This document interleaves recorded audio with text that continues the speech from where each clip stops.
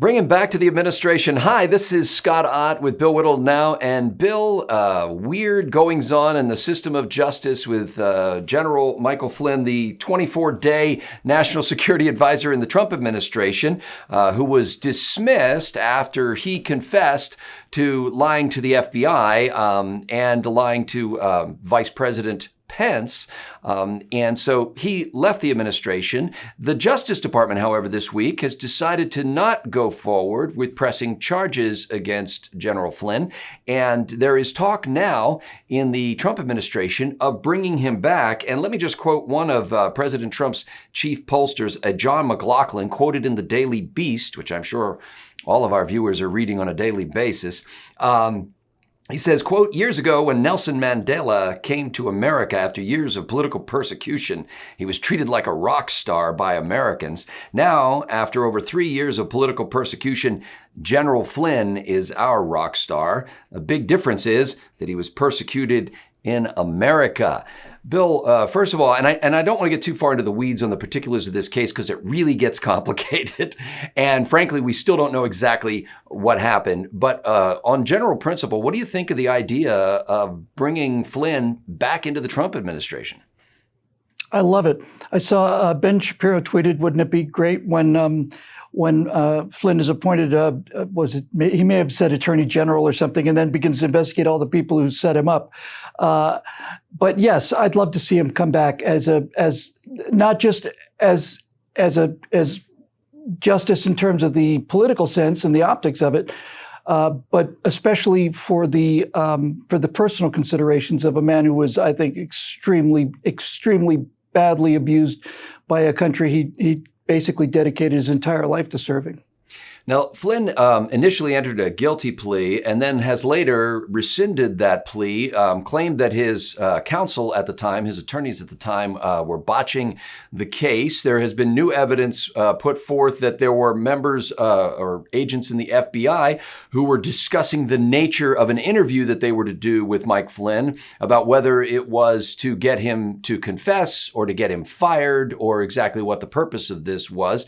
And so there's some indication of, I don't know if foul play is the right word for it, but there's some indication. It is the word. It's definitely the right word for it. So in any case, it's, of course, the left is immediately saying, you stood in court and said to a judge under oath that, yes, you understood the charges against you and yes, you were pleading guilty. How now can you say that that's not so?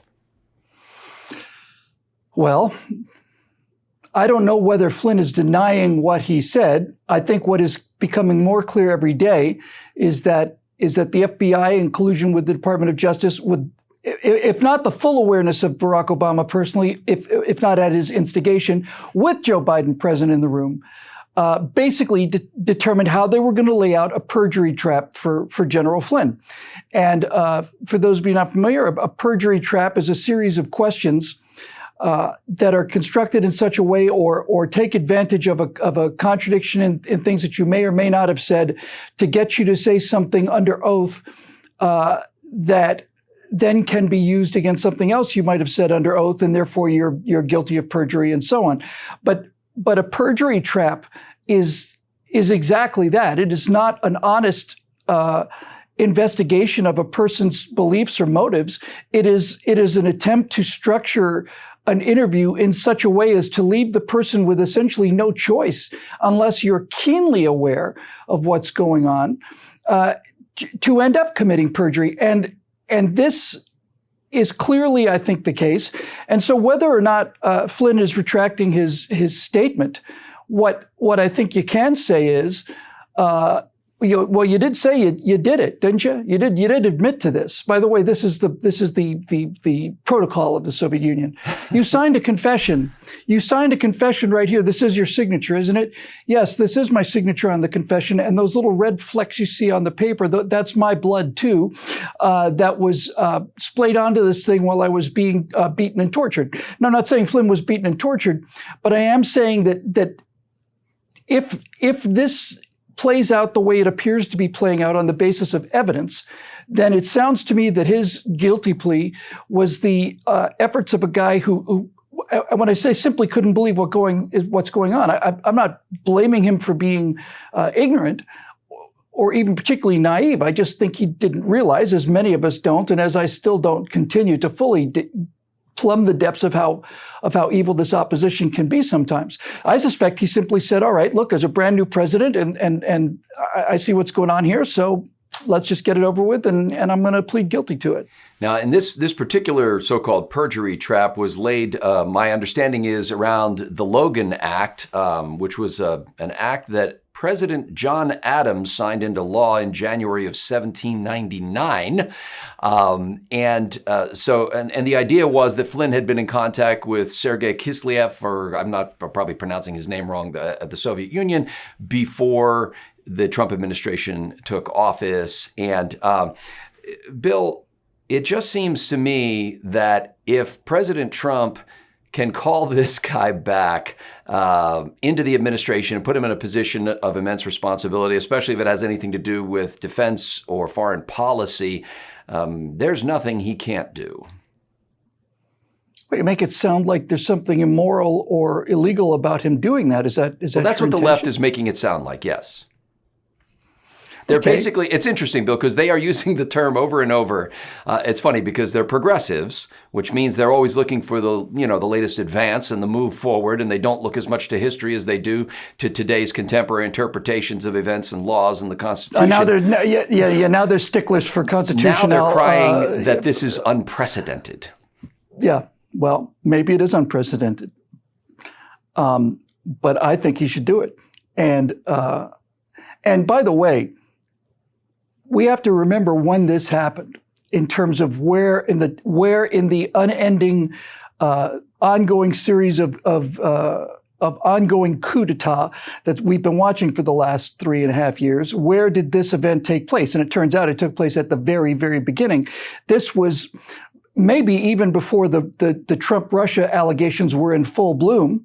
I suspect that Michael Flynn decided that he didn't want the president to be exposed in that area, and whatever he may have thought appropriate, and perhaps in fact was appropriate, he simply decided he wasn't going to bring it down on the administration. But in any event, the reason that I think he should do it is because having launched the Mueller report into Russian collusion in the 2016 election, which came up as a dud, and then having followed up with the impeachment proceedings, which also came up as a dud, you could make a pretty compelling moral case, and I'd be happy to write the majority opinion on it, that says that basically Flynn was an early casualty of this coup d'etat on the part of the news media, the Department of Justice, the Obama administration, and the Clintons, and that he was the first person to fall in that fight, and basically fell on a grenade for the benefit of the rest of his soldiers, which is what I would expect a man like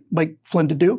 And then you would then be able to go on and say, but since none of these charges were proven or for which there was even the slightest shred of evidence after 3 years in all of these investigations, therefore we are reinstating him as an indication, as a validation, and we'll rub your nose in it if that's what you want to call it, of the fact that this entire story, which has consumed 3 years of our time, done nothing but an attempt to overturn the legal election in 2016 of the sitting president. I would definitely reinstate him. I'd reinstate him and I'd give him a medal. And I think that it needs to be made clear to them that this kind of thing is not only not going to work, but it's going to result in jail sentences. And now we are starting to get to the part of this that gets to be interesting, not from a political perspective so much as even a historical one. The evidence now is continuing to grow, and you said not to get too deep into the weeds, but I won't. But basically, when the FBI interviews a person of interest, there's an interview summary that's filled out. Basically, it's a minutes of the interview. It's a 302 form, I think it's called.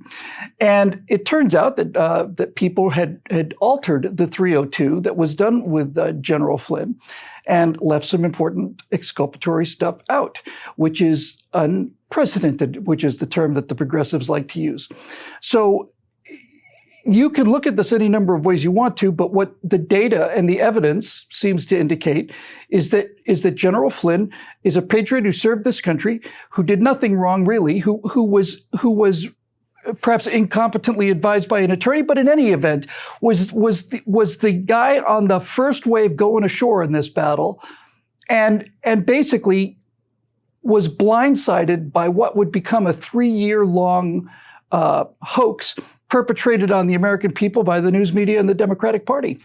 There are two reasonings contained in the Attorney General's request to the court to just drop this whole matter against General Flynn. And one of those, well, there are a variety of them, but these two major things are, one was that the investigation begun into General Flynn had no substance. There was no reason to do the investigation. The other was that by the time they did the interview with General Flynn that has become so controversial, they had already decided to drop the case, and that they brought him in after it was clear that there wasn't going to be a prosecution, and it made it look like a kind of political move in this case. Perhaps the argument, Bill, from the Trump administration side, or at least from the Attorney General side, and by the way, the Attorney General says that the Trump White House was not briefed on this decision to withdraw this case against Flynn. But the argument there has basically been, okay, you want to call this unprecedented that we're dropping this case? Well, it was unprecedented that they would call a witness in that they had already decided there was no substance involved in. Arch traitor James Comey tweeted, former FBI director, is that the one? I think we all know who James Comey is, tweeted that the Department of Justice has lost its way and it's time for transparent and moral leadership or something like that. Arch traitor James Comey needs to be in federal prison, and so do the rest of the co-conspirators in this plot. And as you were speaking about the situation with General Flynn, I flash back to something, I don't know how solid the analogy is, but it's got the same sort of feel to it. Are you familiar with the Dreyfus case in France at the just prior to World War I? There was an accusation made that was in my early against, childhood. I don't recall. Yeah. Well, it was this really was a worldwide event. It was the Hindenburg in terms of military importance and civil importance, and may have fundamentally changed the course of history in France. But the short form is that just around the turn of the previous century, a French military officer named Dreyfus was accused of espionage, and he was Jewish. And he was court-martialed and drummed out of the service. And a number of people of conscience, major authors, and Émile Zola, I think, was high among them, basically made it a mission to prove the innocence of this man. And this went on for a long, long time because, as it turned out, large members of the French military establishment were essentially testifying against Dreyfus, mostly out of anti-Semitism. And it turned out that Dreyfus had done nothing and had been absolutely besmirched, had served his country with distinction, and his reward for this was to be made a scapegoat for policies from an existing administration who needed somebody to bring down. And when you were talking about the course, kind of the course of this travesty, I was reminded of him. The reason I bring up the Dreyfus case is because it brings up two things that are important, I think, in terms of an analogy. One of them is it impugned the honor of a military professional. And this is a different story than impugning the honor of a politician, because there's nothing to impugn in that case. When you're dealing with military personnel, with very, very few exceptions, and I can't think of any off the top of my head, their personal sense of honor, integrity, and above all, patriotism, their love of country, is not just their primary characteristic. That is what their souls are constructed of. And to besmirch that and to attack that is not just, it's more than attacking their reputation. It's even more than attacking their character. It is attacking their entire reason for existence. It is an attempt to negate them in their own minds. For a patriot to be considered a traitor he would certainly rather die in a situation like that. And this was what was done to Dreyfus and was considered basically one of the largest injustices in French history. And that's quite a bar. And I feel the same way, at least on the basis of available evidence, in the case of General Flynn. General Flynn's reinstatement, like Brett Kavanaugh's appointment to the court, will not do anything to convince the people who have been either lied to or who continue to believe these serial liars at the Department of Justice and former Department of Justice, and James Comey and Brennan and all the rest, all of whom are looking more and more and more and more complicit with actual fingerprints on actual weapons. But to me, the restoration of General Flynn would be the most visible way to clear his name, but in the same exact way as Brett Kavanaugh will never ever recover from the smear job that was done on him and his integrity and his reputation. Mike Flynn won't recover from it either, but Kavanaugh, at least, had the satisfaction of having an outcome that vindicated him, whether or not the people who believed he was guilty of it. That damage is done, and it doesn't matter that he's on the court. He still has to live with, for the rest of his life, and his family as well, that half the country thinks he's a serial rapist. Likewise, General Flynn, who's undoubtedly a man of great integrity, no matter what he may or may not have done in terms of intent, he certainly served his country with distinction. I think the best way to restore what is possible to restore to a man like that, namely his personal honor, an acknowledgement of his patriotism, and in the case of Dreyfus, more than anything, an acknowledgement that this was an unjust accusation and that these charges were not only unfounded, they were invented. And to me, restoring him to the highest possible cabinet position would be as close as we could come to rectifying what appears to be a very, very grievous wrong done to a man who's done nothing to deserve it. Our friends at the Patriot Post are giving away two things that you'll want to get your hands on. One is their email alerts that they send out when they post new content at the Patriot Post, America's News Digest. It's the heartland of conservatism there, not only serious analysis of the news, but also a lot of fun humor. And you're going to really want to get those daily alerts. But in this case, when you sign up for them by using the link in the description below, you're also going to get a copy of the Patriots Primer on American Liberty. And you're going to thoroughly enjoy that. Do it now, especially if you've got a little more time on your hands than you're used to having.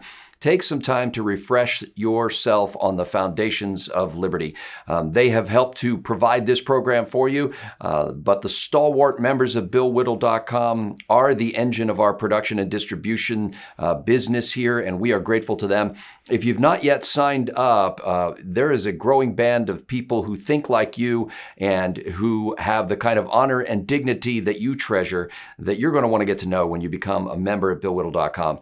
Just go to BillWhittle.com and you'll see that big green Become a Member button. Click that and sign up. You'll be glad you did. For Bill Whittle, I'm Scott Ott. Thanks for watching.